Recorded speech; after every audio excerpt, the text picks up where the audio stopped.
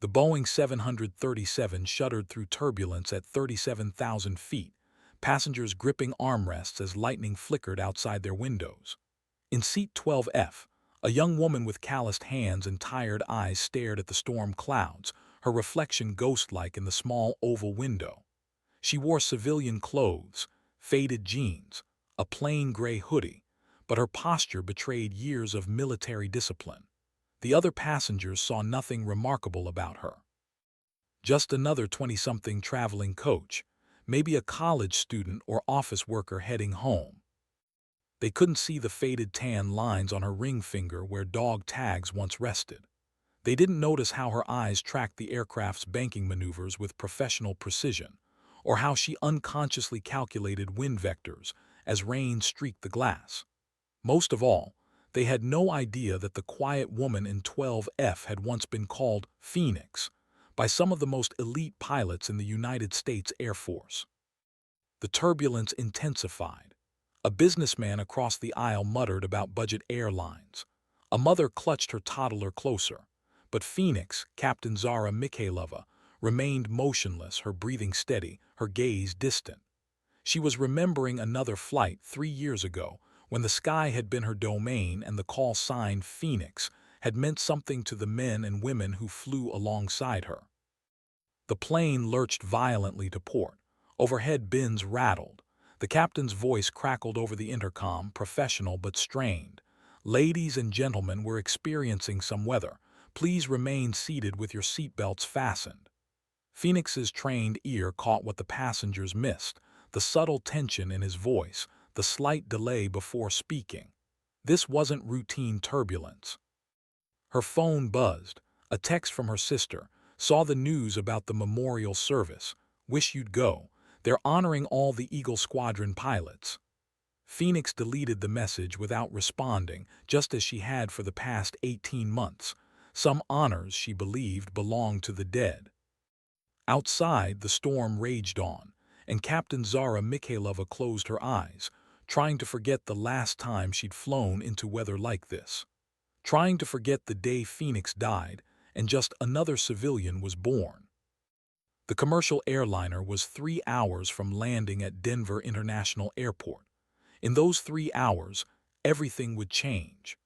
The quiet woman in seat 12F was about to discover that some call signs never truly die. They just wait for the right moment to rise again.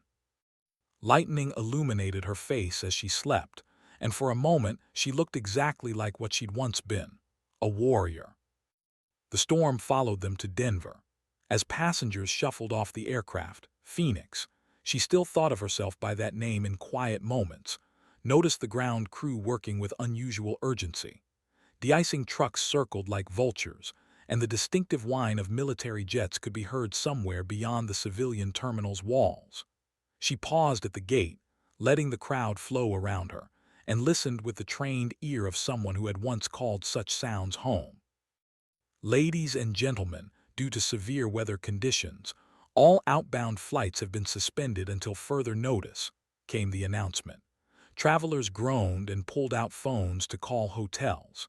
Phoenix simply walked to the large windows overlooking the tarmac, her reflection now clearer in the terminal's harsh fluorescent lighting. She had her father's sharp cheekbones and her mother's steel-gray eyes, a combination that had once made her stand out in briefing rooms full of men who initially saw only her youth and gender. At 26, she looked younger than her years, which had been both blessing and curse during her Air Force career. The blessing came when enemies underestimated her. The curse came when her own allies did the same. A commotion near the information desk drew her attention.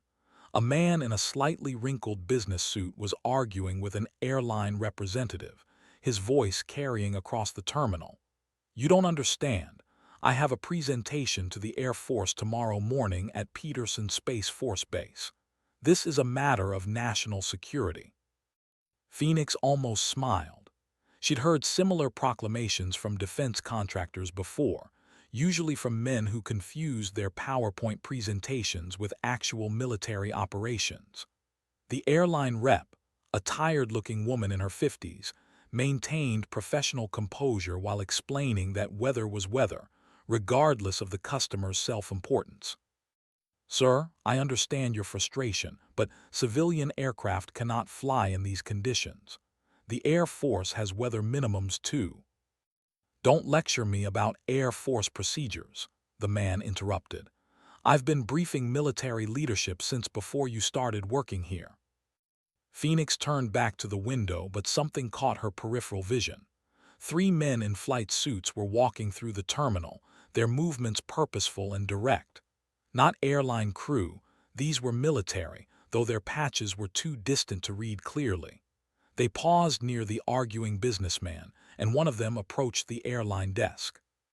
"Ma'am, I'm Major Richards from the 302nd Fighter Squadron. We're looking for available civilian transport to Peterson. Our birds are grounded, and we have personnel who need to report for a classified briefing." The airline representative looked helpless. "I'm sorry, Major, but like I told this gentleman, all flights are suspended. The weather is manageable for someone with the right experience," Phoenix found herself saying, her voice cutting through the ambient terminal noise with surprising authority. All eyes turned to her. The businessman looked annoyed at the interruption. The airline rep seemed hopeful for any solution. But it was the three military men whose reactions interested Phoenix most. They studied her with the professional assessment of combat veterans, taking in her posture, her direct eye contact, the way she stood with weight slightly forward on her feet. "And you are?" Major Richards asked, his tone respectful but cautious. "Someone who's flown in worse weather than this," Phoenix replied simply. The silence that followed stretched exactly 3 seconds, long enough for Major Richards to complete his assessment of the young woman who'd spoken with such quiet confidence. His eyes swept her civilian clothes, cataloged the way she held herself, noted the small scar on her right hand that came from years of working with aircraft systems. "Ma'am, with all due respect, this isn't a matter for civilians," he said finally. Phoenix nodded slowly. "You're right, it isn't." She turned to walk away, but Major Richards' voice stopped her. "Wait." Something in her bearing, the way she'd assessed the weather through the terminal windows, the casual authority in her voice, it reminded him of something, someone. "What did you mean about the weather being manageable?" She faced him again. "I meant that visibility is poor but acceptable. Winds are gusting but within operational limits for certain aircraft, and the ceiling is right at minimums. Challenging but not impossible for an experienced pilot." She paused. "Assuming you have access to the right equipment." The businessman scoffed. "Young lady, I don't know what flight simulator you've been playing, but real aviation has weather minimums of 200 feet ceiling and half-mile visibility for precision approaches," Phoenix interrupted without looking at him. "Current conditions at Peterson are showing 303/4, dropping but stable, crosswinds at 15 gusting to 22. She turned to Major Richards. "Your F-16s are grounded because Command doesn't want to risk aircraft in marginal conditions for a training flight. But this isn't training, is it?" Major Richards exchanged glances with his companions. "How do you know our aircraft type?" "Same way I know you're not from Peterson. Your patches say 302nd Fighter Squadron, but you're standing in Denver International. The 302nd is based at Luke Air Force Base in Arizona, which means you flew commercial to get here, just like everyone else." Phoenix's gray eyes held his steadily.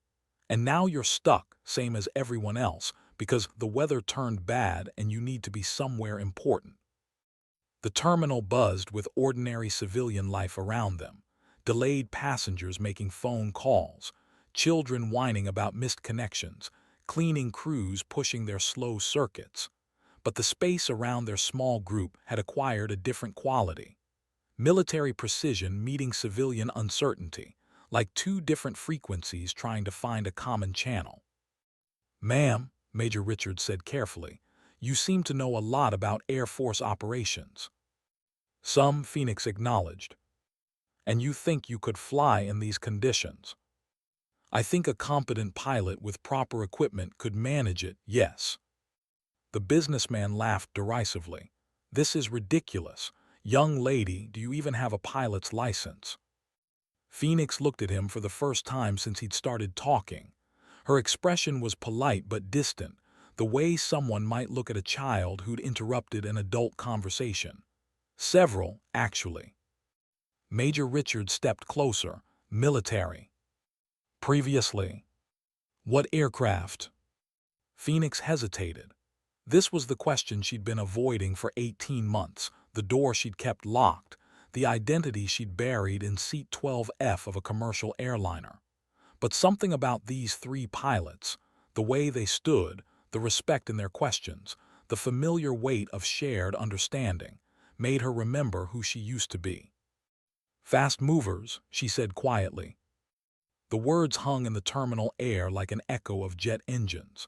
Major Richard's expression shifted subtly, his assessment of the young woman recalibrating in real time. Fast movers wasn't civilian terminology. It was pilot shorthand for fighter aircraft. F-16s, F-15s, F-22s, the aircraft that separated the elite from the merely qualified. "Which airframe?" he asked, his voice dropping to the conversational level pilots used when discussing sacred things. Phoenix glanced toward the windows, where rain continued to stream down the glass and lightning flickered in the distance. A-10 primarily, some F-16 time. She paused, then added almost reluctantly, F-22 qualified. The silence that followed was different from before. Major Richards and his two companions exchanged looks that spoke volumes in the wordless language of combat aviators. F-22 qualification wasn't something handed out casually. There were fewer than 200 active F-22 pilots in the entire United States Air Force, and the selection process was brutal. Age, gender, civilian clothes, none of that mattered now. What mattered was capability, and she just claimed elite-level credentials. "Call sign?" Major Richards asked, using the tone reserved for professional equals. This was the moment, the bridge between who she'd been and who she'd been trying to become. Phoenix looked at each of the three pilots in turn, seeing recognition growing in their eyes. They were beginning to understand they weren't talking to a civilian anymore. "Phoenix," she said simply. The reaction was immediate. Major Richards straightened slightly, his demeanor shifting from cautious interest to something approaching respect. One of his companions, a captain with prematurely gray hair, stepped forward. "Captain Martinez, Phoenix, I've heard that call sign." His voice carried the weight of shared history, of stories told in pilot lounges and briefing rooms. "Afghanistan, 2022.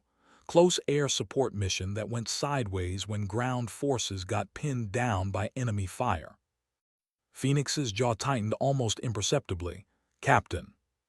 The story goes that an A-10 pilot stayed on station for 4 hours, well beyond fuel minimums, providing cover while medevac helicopters extracted casualties. Single aircraft, multiple gun runs against fortified positions. Saved 17 Marines. Captain Martinez studied her face. Intel reports said the pilot was flying on fumes by the time she reached friendly airspace. "Intel reports say a lot of things," Phoenix replied, but her voice had lost its earlier steadiness. "They also say that same pilot transitioned to F-22s afterward, exceptional performance ratings, fast-tracked through qualification because of demonstrated courage under fire." Major Richards was watching her carefully now. But something happened. Phoenix disappeared from active duty about 18 months ago. Medical leave, then resignation. The businessman, forgotten in this exchange, chose that moment to interject. "This is all very dramatic, but I still need to get to Peterson Base, and I don't see how war stories help." "Sir," Major Richards said without taking his eyes off Phoenix, "I'm going to ask you to step back, please." Phoenix turned toward the window again, her reflection pale against the storm outside. When she spoke, her voice was barely above a whisper. "The last time I flew into weather like this, 2 good pilots didn't make it home." The terminal seemed to grow quieter around them. as if the ordinary world sensed that something significant was happening in their small circle. The weight of those words settled over the group like the silence that follows thunder. Phoenix remained facing the window, her reflection ghost-like in the rain-streaked glass, while the three Air Force pilots processed what she'd just revealed. Captain Martinez was the first to speak, his voice gentle. The incident over Syria. Phoenix's shoulders tensed almost imperceptibly. You don't know what you're talking about. February 15, 2023. Joint training exercise with Navy F-18s. Weather deteriorated faster than forecast predicted. 2 aircraft went down in a thunderstorm. Major Richards' voice carried the careful neutrality of someone reciting facts from an accident report. Wingman and element lead. Both pilots KIA. Stop. The word came out sharper than Phoenix intended, cutting through the terminal's ambient noise. The surviving flight lead brought her aircraft home safely despite severe weather damage and fuel starvation. Aircraft was written off after landing, but the pilot was uninjured.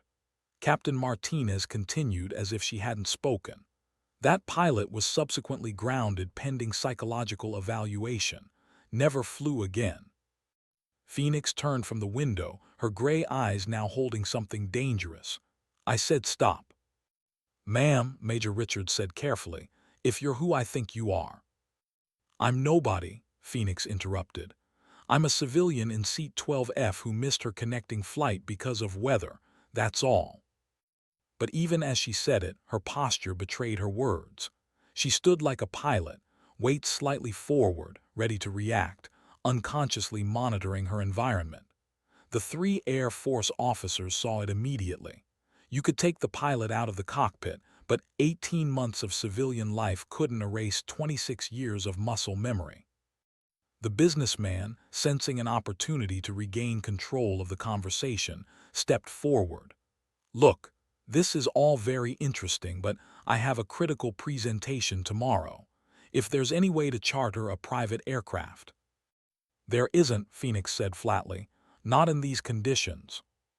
But you just said a competent pilot could handle it. I said a competent military pilot with proper equipment. A civilian charter would be suicide in this weather. She looked at Major Richards. Even if Peterson Base would clear a civilian aircraft to land, which they won't, not with these conditions and whatever classified operation you're running. Major Richards studied her for a long moment. Around them, the terminal was beginning to empty as passengers accepted the reality of canceled flights and sought hotel rooms for the night. But the small group remained, caught in a conversation that had taken on the weight of something much larger than delayed travel plans. What if we could provide the proper equipment? He asked finally. Phoenix's eyes narrowed. What do you mean? I mean there's a KC-135 refueling tanker sitting on the military side of this airfield. Crews grounded because of weather minimums, but the aircraft is mission-ready. He paused. If someone qualified were available to take command. The suggestion hung between them like a challenge. Phoenix understood immediately what he was offering and what he was asking. The KC-135 was a military aircraft, meaning proper weather radar, navigation systems, and communication equipment. But it also meant returning, even temporarily, to the world she'd left behind. I'm not active duty, she said. Reserve status never expires, and this would be classified as emergency assistance to stranded military personnel. Phoenix was quiet for a long moment, processing the offer and its implications. Outside, the storm continued its assault on the terminal windows. The storm seemed to pause as Phoenix considered Major Richards' proposition, the rain reducing to a steady patter against the terminal windows. In that relative quiet, she could hear the distant rumble of military aircraft engines, probably maintenance runs or emergency positioning, the kind of essential operations that continued even in marginal weather. You're asking me to pilot a KC-135, she said finally, An aircraft I'm not current in, with crew I've never worked with, in weather that has every other pilot on the ground. She paused. For what exactly? Major Richards exchanged glances with his companions before answering. There's a briefing at Peterson tomorrow morning. Time-critical intelligence regarding potential threats to homeland airspace. The three of us are supposed to brief the 21st Space Wing Command Staff, but if we don't make it, someone else briefs them, Phoenix said, or they reschedule. Ma'am, with respect, this isn't the kind of briefing that gets rescheduled. We're talking about real-time intelligence on advanced aircraft capabilities being developed by hostile nations. Every day of delay gives them more time to perfect systems designed to challenge our air superiority. The businessman perked up at this. That's exactly what my presentation covers. Advanced avionics integration for next-generation fighter systems, if you gentlemen are going to Peterson anyway. Sir, Captain Martinez said firmly, this is a military matter. Phoenix turned back to the window, but this time she was studying the tactical situation rather than avoiding it. The rain was steady but not torrential. Visibility was poor but not zero. Wind patterns suggested turbulence but nothing an experienced pilot couldn't handle. Most importantly, her trained eye could see the subtle shift in cloud formations that indicated the storm's leading edge was passing. Current weather at Peterson, she asked. Major Richards consulted his phone. Ceiling 400, visibility 1 mile, winds 20 at 18 gusting to 25. Improving or deteriorating? Forecast shows gradual improvement over the next 2 hours. Phoenix nodded slowly. She was thinking like a pilot again, evaluating conditions and risks with the analytical precision that had once made her one of the Air Force's most trusted close air support specialists. The numbers were marginal but manageable. The equipment was adequate. The crew would be military, meaning properly trained and experienced. But there was another factor, one that had nothing to do with weather or aircraft capabilities, and everything to do with the 18 months since she'd last sat in a cockpit. I haven't flown since Syria, she said quietly. Like riding a bicycle, Captain Martinez offered. Phoenix's laugh held no humor. Bicycles don't fall out of the sky when you make mistakes.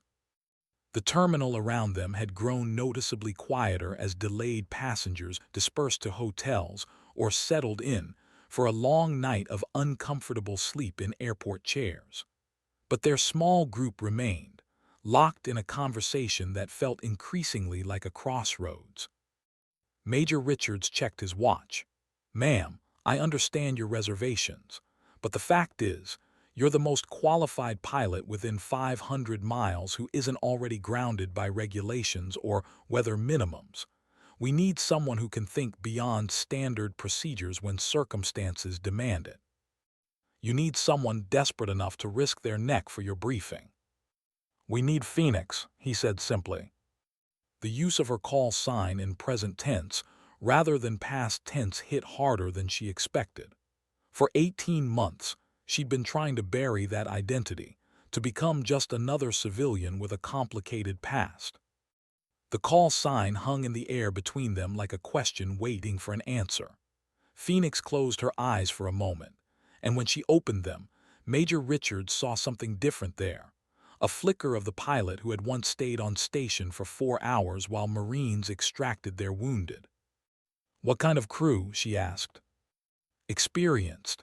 Aircraft commander with over 2,000 hours in KC-135s, flight engineer who's been turning wrenches on tankers since before you were born, and a loadmaster who knows every bolt in the cargo hold. Major Richards sensed her wavering. All of them volunteers. They know the risks. And they know who I am. They know you're qualified. That's all that matters. Phoenix was quiet for a long moment, staring past her reflection to the storm beyond. She was remembering the weight of flight controls in her hands, the subtle vibrations that told a pilot everything about their aircraft's condition, the peculiar silence that came with altitude and purpose. She was also remembering the last time she'd pushed through weather like this, and how that flight had ended. "If I do this," she said finally, "it's a one-time thing. I get you to Peterson, you handle your briefing, and I disappear back into civilian life. No follow-up questions, no recruitment speeches, no suggestions about returning to active duty." "Understood. And if something goes wrong?" "It won't." Phoenix turned to face him fully. "Major, I've been flying military aircraft since I was 22 years old. I've seen what it won't go wrong looks like when it does. If we attempt this flight and encounter conditions beyond our capabilities, I will turn back regardless of your mission requirements. Clear?" "Clear." The businessman, who had been listening with growing frustration, finally exploded. "This is insane. You're talking about risking military personnel and equipment so this girl can play pilot. I have actual expertise in aviation systems, 30 years of experience." "In boardrooms and conference facilities," Phoenix said without looking at him. "When was the last time you actually flew anything, sir?" "I don't see how that's relevant." "It's relevant because experience matters, and the wrong kind of experience can get people killed." She finally turned to face him. "You want to get to Peterson Base for your presentation. Then let the people with the right qualifications handle the flying." Major Richards watched this exchange with growing respect for the young woman who'd been sitting quietly in seat 12F an hour ago. She was demonstrating the kind of command presence that couldn't be taught, the ability to assess a situation, make decisions under pressure, and project authority when necessary. "Ma'am," he said, "if you're willing to do this, we need to move. Weather window won't stay open forever." Phoenix took one last look at the storm outside, then nodded slowly. "Let's go find your tanker." As they began walking toward the military transport that would take them to the restricted side of Denver International Airport, Phoenix caught her reflection in a security checkpoint window. For the first time in 18 months, she looked like herself again. The military shuttle bus wound through the restricted sections of Denver International Airport, its headlights cutting through rain and darkness as they approached the cargo and military aircraft area. Phoenix sat near a window, watching familiar shapes emerge from the gloom: a C-130 transport, several smaller utility aircraft, and finally, the distinctive profile of a KC-135 Stratotanker. Even in the poor visibility, she could assess the aircraft's condition. The boom was properly stowed, external lights showed no obvious maintenance issues, and the general posture of the aircraft suggested readiness. Whoever had been scheduled to fly this mission had prepared properly before being grounded by weather. "There's your ride," Major Richards said, following her gaze. The KC-135 looked smaller than Phoenix remembered, though she knew that was a trick of perspective and time. She'd flown as a passenger in tankers before, but never as pilot in command. The aircraft was larger and heavier than anything in her direct experience, but the principles remained the same: lift, thrust, drag, and weight. Physics didn't change based on aircraft size. The bus stopped near a small operations building, and they hurried through the rain to get inside. The interior was standard military functional, fluorescent lighting, government-issued furniture, and the distinctive smell of coffee, electronics, and aviation fuel that marked every military flight facility Phoenix had ever visited. 3 people were waiting for them: a lieutenant colonel with graying temples and laugh lines around his eyes, a technical sergeant whose hands showed the permanent stains of hydraulic fluid and jet fuel, and a staff sergeant who looked young enough to be Phoenix's younger brother. "Colonel Davidson," the older man said, extending his hand to Phoenix. "Aircraft commander, or I was until weather grounded us. Here you might be willing to take us up." Phoenix shook his hand, nodding the firm grip and direct eye contact of an experienced pilot. "Depends on current conditions and your assessment of the aircraft." "Fair enough. TSGT Williams here is our flight engineer. He's been over every system twice since we've been sitting here. SSGT Chen is our loadmaster. Between the three of us, we've got about 15,000 hours of tanker time." Phoenix nodded, her respect for the crew growing. They weren't treating her as an outsider or questioning her qualifications. They were simply presenting the facts and letting her make an informed decision. Military professionalism at its finest. "Aircraft status?" she asked TSGT Williams. "Fully mission capable, ma'am. Fuel load is configured for ferry flight, enough to get us to Peterson with reserves. All systems checked out green on the last inspection. Weather radar is operational, navigation systems current, communications equipment tested and ready. Crew rest. All of us are within duty time limits," Colonel Davidson replied. "We've been ready to go for 6 hours, just waiting for weather to improve." Phoenix walked to a window that overlooked the flight line, studying the KC-135 in the distance. Rain continued to streak the glass, but the intensity had decreased noticeably in the past hour. Current Peterson weather. Major Richards checked his phone again. Ceiling 500, visibility 1.5 miles, winds 210 at 15 gusting to 20. Better than before, but still marginal. Phoenix ran through the mental calculations that every pilot performed before committing to a challenging flight. Fuel requirements, alternate airports, decision points for abort procedures, crew capabilities, and aircraft limitations. "Ma'am," Colonel Davidson said quietly, "I want you to know that none of us are pressuring you into this. We all volunteered because we believe in the mission, but that doesn't mean we're willing to take unnecessary risks." Phoenix turned from the window. "What's your assessment, Colonel, as the original aircraft commander?" "Honestly, it's right at the edge of what I'd consider acceptable. Conditions are marginal but flyable for an experienced crew. The real question isn't whether we can make it to Peterson, it's whether we should." It was exactly the kind of honest assessment Phoenix had hoped to hear. No false bravado, no downplaying of risks, just a professional evaluation from someone who understood the stakes. "Give me 5 minutes to review the weather data and flight plan," she said.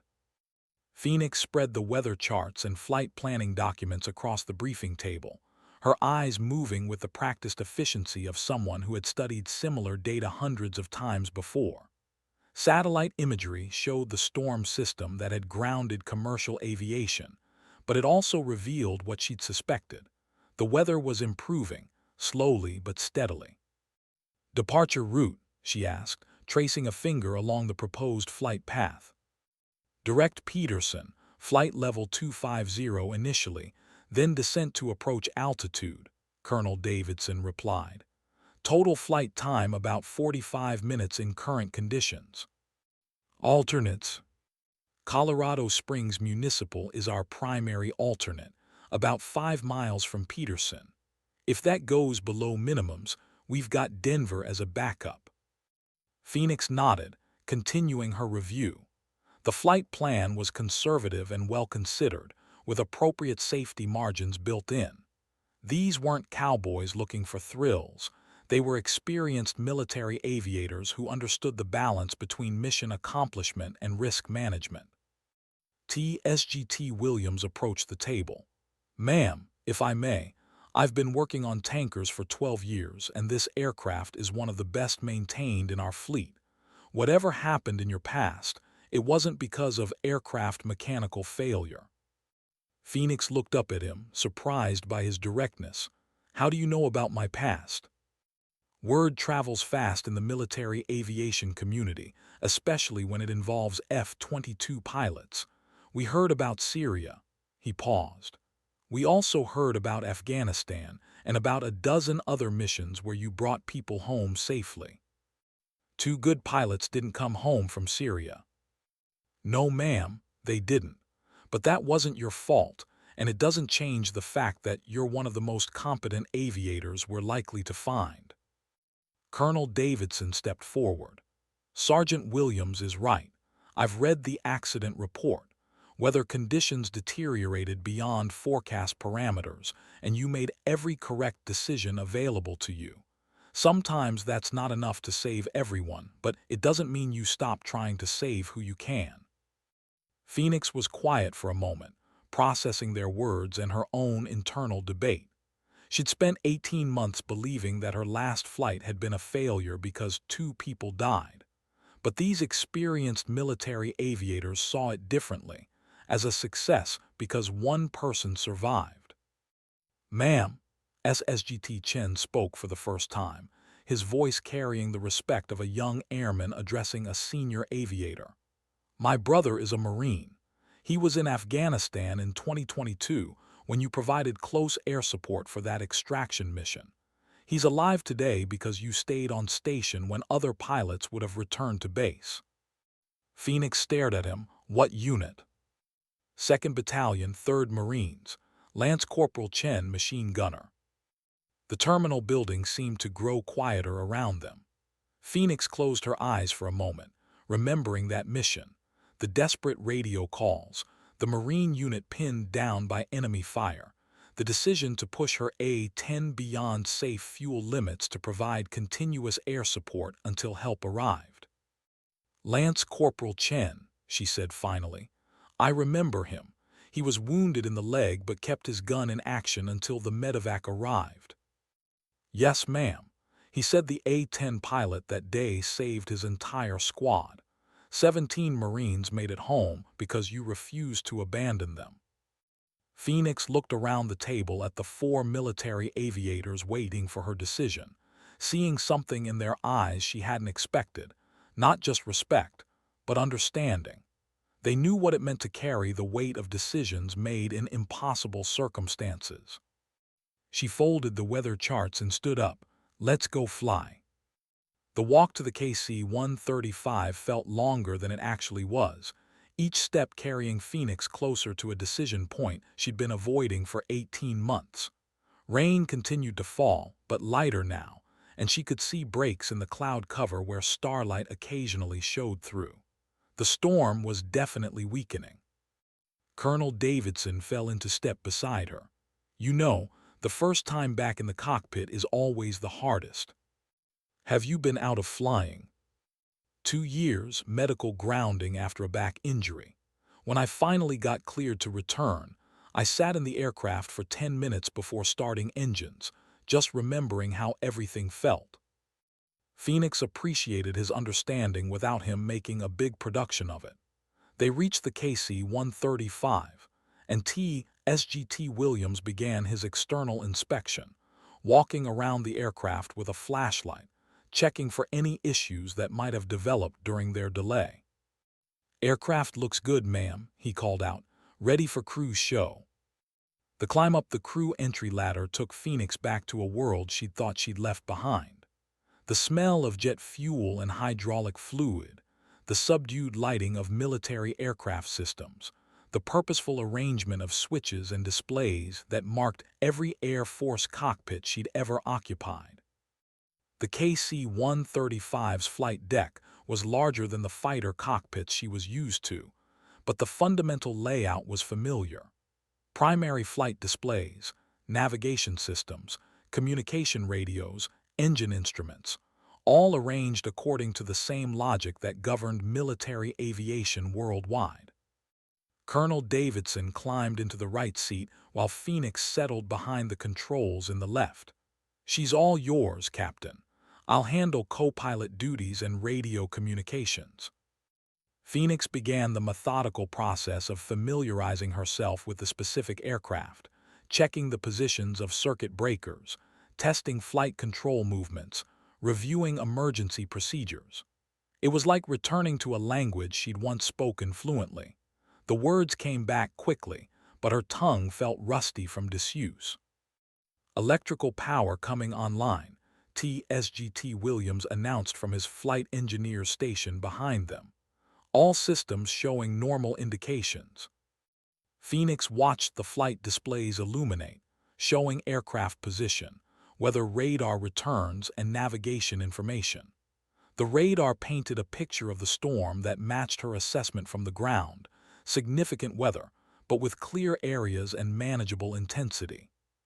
Perseus Base, Tanker 77, Colonel Davidson transmitted to the Military Control Tower. Request taxi clearance for flight to Peterson Space Force Base, 4 souls on board. Tanker 77, Perseus Base. Weather is currently below published minimums for departure. Confirm you have qualified crew and special authorization for this mission. Phoenix keyed her microphone. Perseus Base, Tanker 77. This is Captain Mikhailova, Mission Commander. We are qualified for departure under current conditions and have authorization for emergency transportation of critical personnel. There was a pause then. Tanker 77, understand Captain Mikhailova is pilot in command. Cleared to taxi runway 36, wind 040 at 12 gusting to 18, altimeter 2985. As Phoenix released the parking brake and began taxiing toward the runway, she felt the familiar weight of responsibility settling onto her shoulders. 4 lives, expensive aircraft, critical mission, all dependent on her ability to safely navigate challenging weather conditions. But for the first time in 18 months, that weight felt manageable rather than crushing. Looking good so far, Colonel Davidson observed as they approached the runway threshold. Phoenix keyed the intercom. All stations, this is the pilot. We're approaching takeoff. Weather is marginal but acceptable. Flight time to Peterson approximately 45 minutes. Everyone strapped in and ready. 3 voices confirmed readiness. Phoenix aligned the KC-135 with the runway centerline and pushed the throttles forward. The KC-135's 4 engines spooled up with the distinctive whine of military turbojets, their combined thrust pressing Phoenix back into her seat as the heavy aircraft began its acceleration down the wet runway. Through the cockpit windows, she could see runway lights streaming past in the darkness, their reflections dancing on the rain-slicked pavement. V1, Colonel Davidson called out, announcing the point of no return for their takeoff. Rotate. Phoenix pulled back on the controls, feeling the KC-135's nose rise as the aircraft transitioned from ground vehicle to flying machine. The landing gear folded into their wells with mechanical precision, and Denver International Airport fell away below them as they climbed into the storm-dark sky. Gear up, flaps up, she announced, settling into the rhythm of military flying that she'd thought was lost to her. Climbing to flight level 250. The aircraft shuddered as they entered the cloud layer, turbulence rocking the KC-135.